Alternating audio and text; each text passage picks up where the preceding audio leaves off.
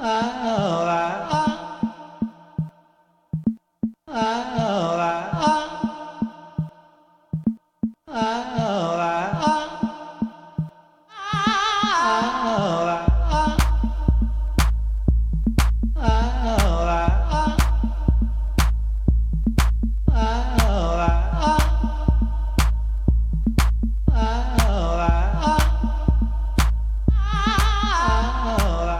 and welcome to A Spiritual Guide to Politics. I am Liz Philippos, and I'm here to offer an expanded perspective into this moment in our collective political lives so that we come to a deeper awareness of our capacity to transform and transcend the present paradigm as agents of transformation. Each week, I talk with creative leaders about their spiritual understanding of the current political moment, the possibilities for the well-being of our planetary lives, and the life of the planet itself. They inspire us to know that the personal is political and the political is spiritual. There are tremendous possibilities for transformation when we really come to know this. Today, I'm so glad to welcome Riane Eisler.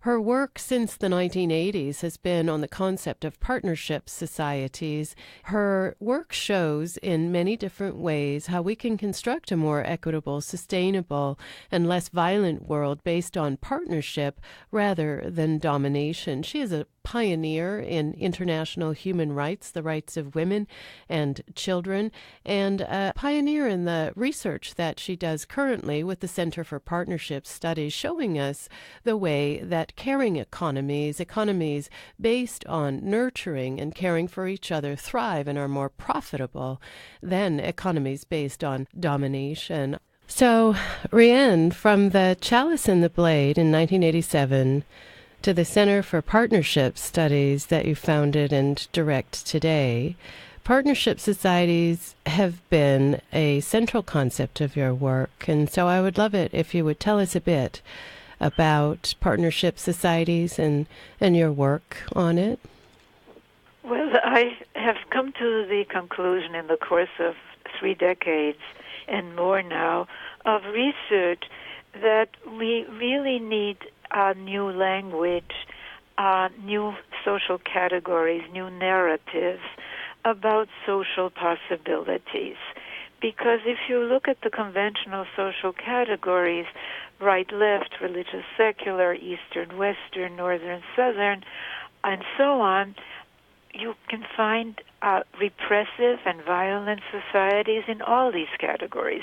And my research was really designed to answer a very pivotal question, which is what kind of social configuration supports our human capacities for consciousness, caring, and creativity, or alternately, because we also have those capacities, for insensitivity, cruelty, and destructiveness. And it became very apparent that that question could not be answered through looking at society through these very fragmenting lenses of conventional categories, which a colleague of mine actually said, well, they're really weapons of mass distraction, because they fail to take into account the majority of humanity, women and children, in any serious way.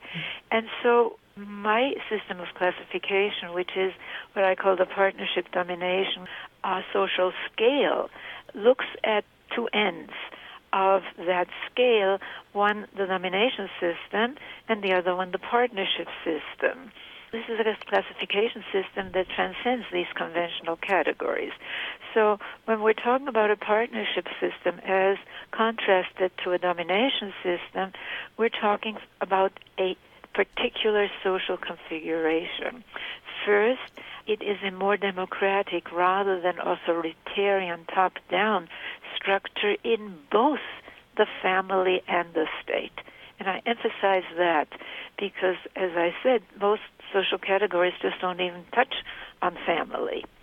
The second part of this configuration is, again, something that's ignored in the conventional studies and the conventional categories about society, which is that rather that as in the domination system, ranking one half of humanity, the male half, over the female half, the partnership system really is a system in which there is more gender equity, in which so-called feminine characteristics and activities such as caring, caregiving, and nonviolence are highly valued rather than devalued, and they're highly valued not only in women and men, but also in social and economic policy. And the fourth, because these are all interconnected, mutually supporting components, is that in contrast to the domination system where we have all of these familiar narratives about,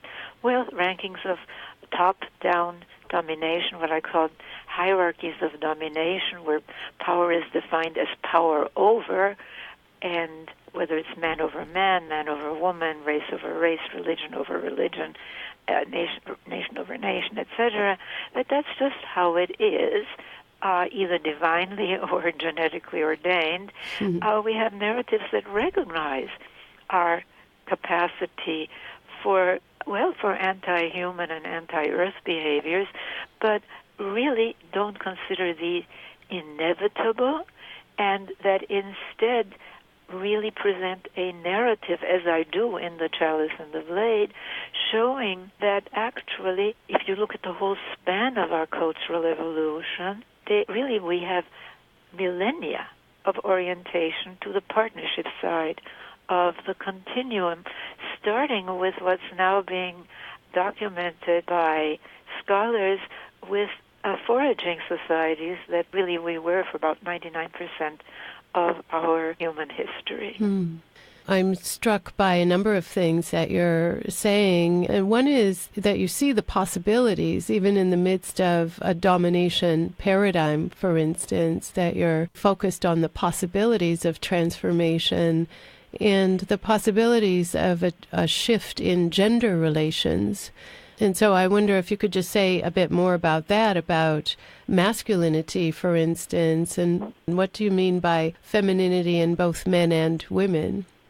I think that so much of the critique of injustice and violence has really focused on just that, on deconstruction, on critiquing. And you're quite right, Liz. My work, yes, it does deconstruct, but it's mostly focused on reconstruction by identifying what are the cornerstones we have to build in order to support the more peaceful and not ideal, but certainly less violent, more sustainable, more equitable society.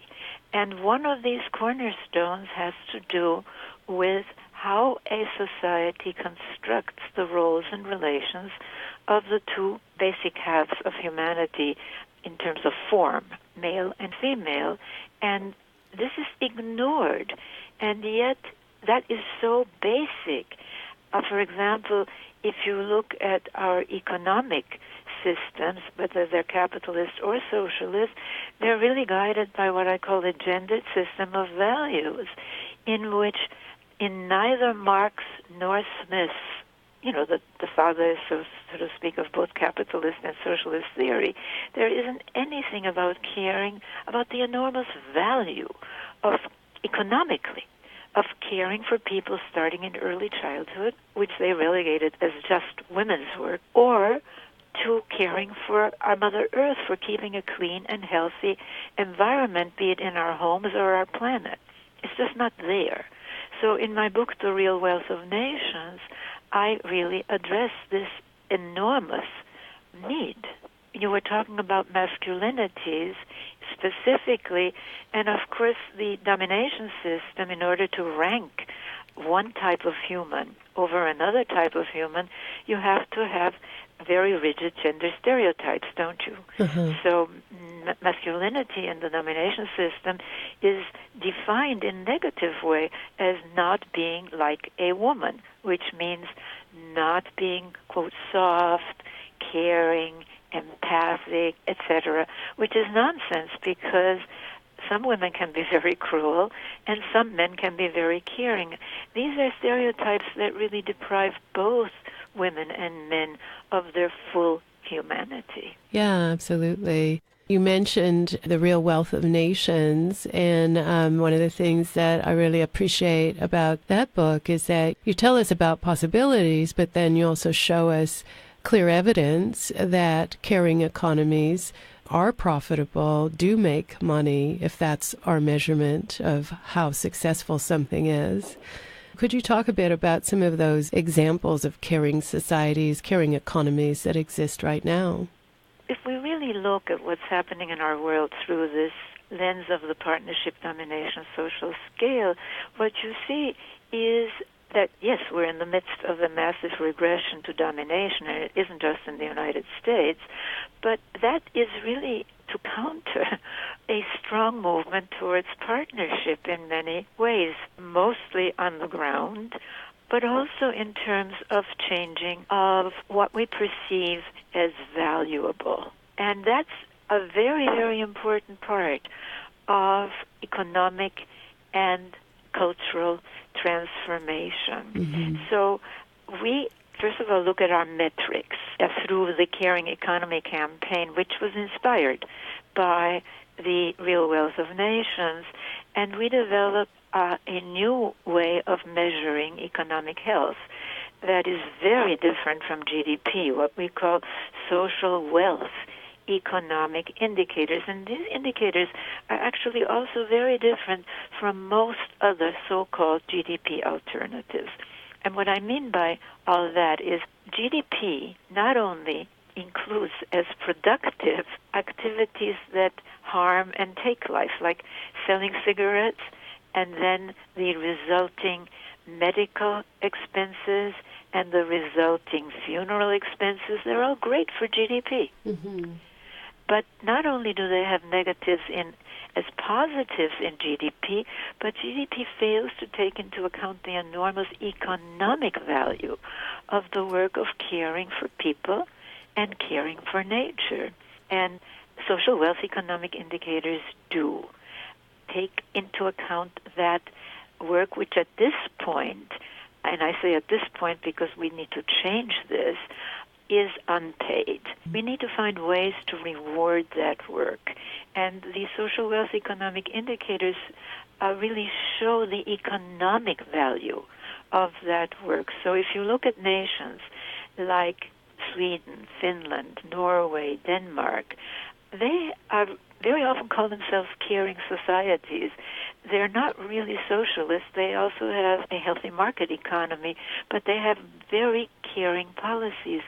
They invest far, far, far, far more than the United States in caring for people, starting in early childhood, in helping families care for children, in very generous paid parental leave for both mothers and fathers, and they both have to take it.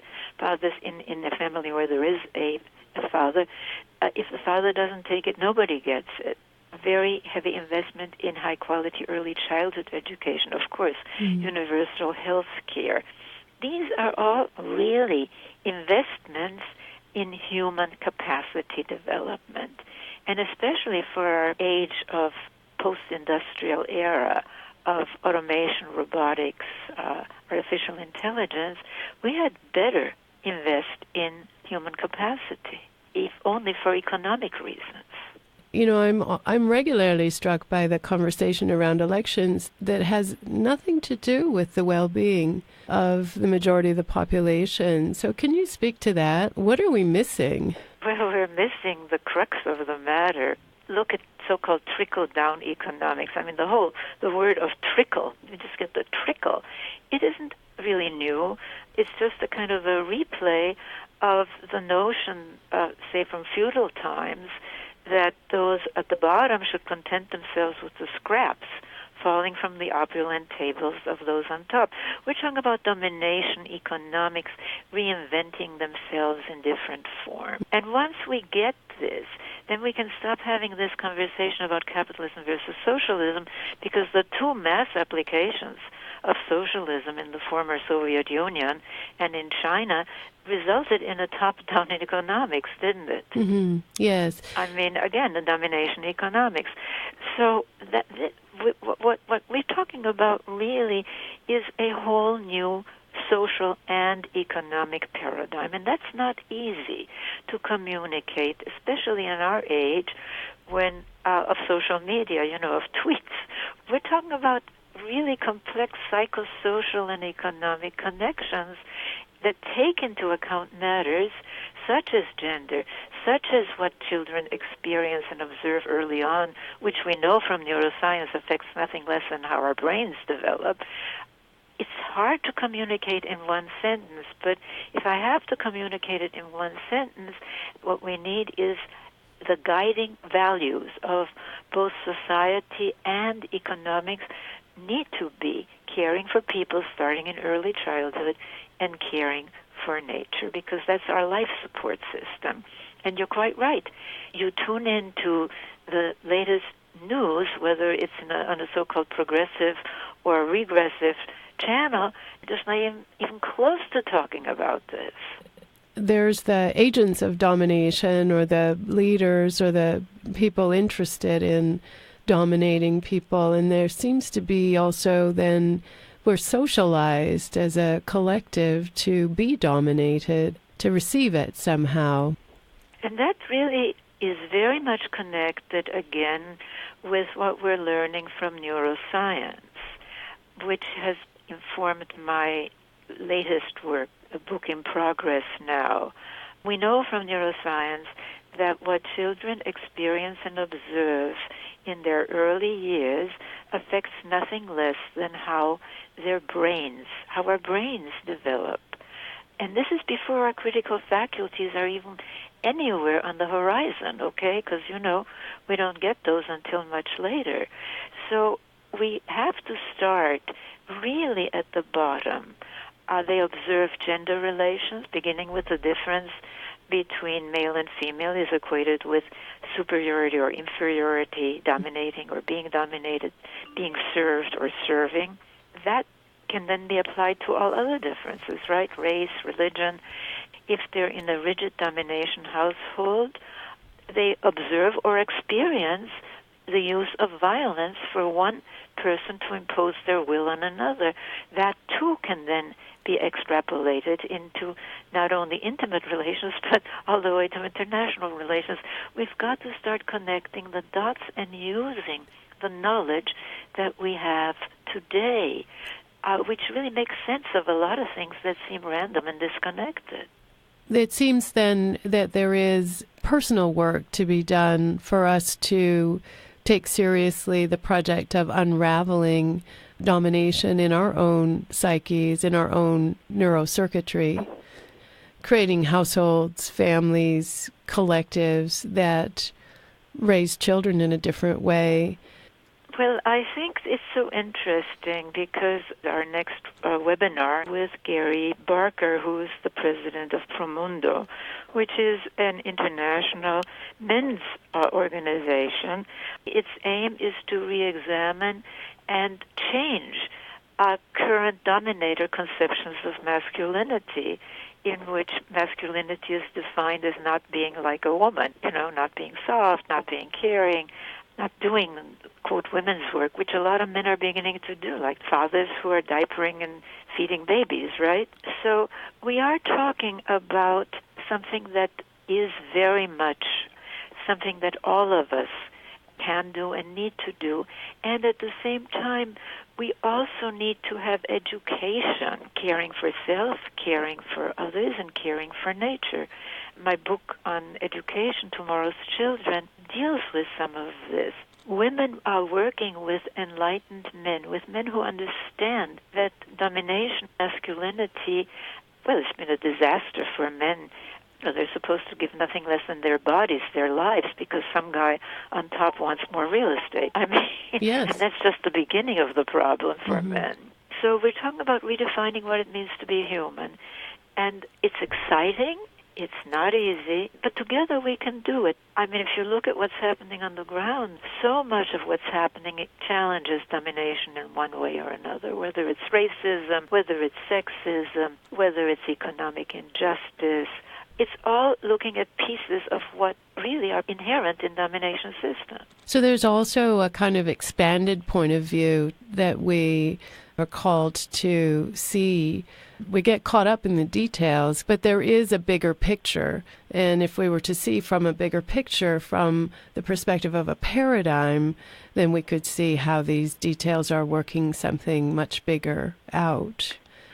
I started to introduce this frame in my book, The Chalice and the Blade, which, by the way, this year celebrated its 30th anniversary with its 57th printing in the United States, and it's now in 27 foreign editions. So it's still very, very timely. Yes. But we also have a website, which is centerforpartnership.org, and you can find out so much more about this. That's great. I do hope that people will go to your website and learn more about it. Chalice and the Blade is often referred to as a spiritual text. Sometimes that word is associated with your work. So could you talk a little bit about, how that might be part of your work, a spiritual perspective? Oh, very much so. And actually, all my books have a spiritual perspective in the sense of putting love into action. That's how I think of partnership spirituality as a way that we can both connect with the loving energies and really bring them into our societies and our lives. And what I want to really have my work be is tools, not only for personal transformation, which includes a different view of spirituality, not a view of spirituality as some kind of high power that controls us and that we better please and kowtow to and obey, but spirituality, as I said, is putting love into action right here on earth. Well, and what you describe as kowtowing to a spiritual authority is just an expression of domination society. It isn't really an expression of an expanded point of view. Our conception both of what is in the other world, so to speak, the powers that govern the universe, as well as our conception of what's possible here on Earth, can change, has changed in the domination direction, unfortunately, over the last 5,000 years, but we can change it in the partnership direction, not to go back to any so-called good old days, but to really use everything we have learned throughout history to move to that not ideal, not perfect, but that more equitable, sane and humane and sustainable way of living. Yes. Is there something true about us? Is there a truth that's at the core of your work? Well, I think it's very interesting because one of the reasons I became so interested in findings from neuroscience, among other disciplines, is because what we now are learning from neuroscience is that, if anything, our capacities for empathy, our capacity for caring, these are actually wired into, quote, human nature. But whether have the expression of these capacities or they're inhibited or fragmented or distorted really largely, again, depends on the kinds of cultures we create. Cultures are human creation. In this, we really have to pay special attention to those cultural institutions, family, our intimate relations, gender, that really are so formative.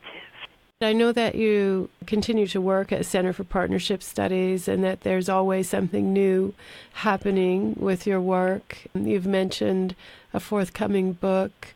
I know you were traveling recently. So could you just share with us things that are coming up for you when people go to your website? I really encourage people to go to centerforpartnership.org.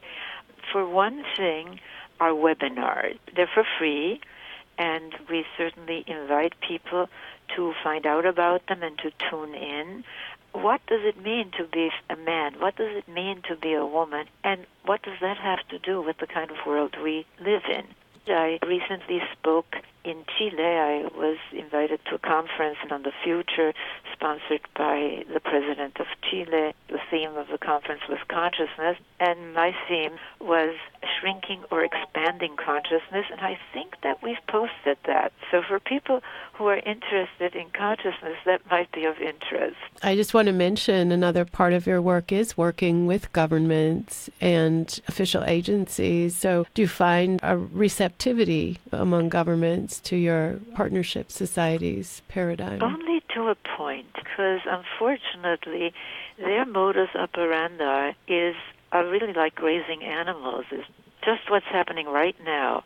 And what I'm talking about is a long-term, integrated, progressive political agenda, like the agenda of those pushing us back, who always, whether it was Hitler in Germany, whether it's Khomeini in Iran, whether it's the Taliban, whether it was Stalin, focus on pushing us back to this, quote, traditional family, which they recognize that it's really a code word, isn't it, for an authoritarian, rigidly male-dominated, highly punitive family that prepares people again and again and again to accept domination systems the way things are. It does come back to what we do. And when I say we, I suppose I'm just referring to people who are ready to see something different emerge, are prepared to give up old ways of being, seeing that they don't serve us, they don't serve our highest interest, who are available for a shift and a change that we all have to make, isn't it, in our families, in our personal lives. We all have to figure out how else to be humans, yeah? Well, absolutely. And we're talking about changes in our consciousness, as you mentioned, but also how these lead to action. And not only action in our own immediate environments, where we have much more influence than we think. We can dissent. We can speak up.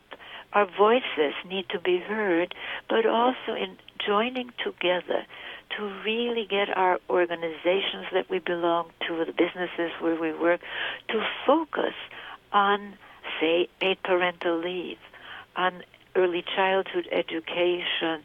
The reality, which is worldwide, women are the mass of the world's poor and the poorest of the poor, and it's not only job discrimination, it's because most of these women are or were either full or part-time caregivers.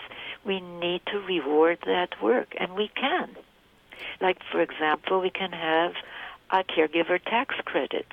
There are many economic and social inventions, and that's what's exciting about this work. Yeah, it asks us to sort of leave our comfort zones, but our comfort zones are getting more and more uncomfortable, aren't they? So this is really exciting, looking at what is possible, what are the cornerstones for building a partnership society, and how do we together make changes.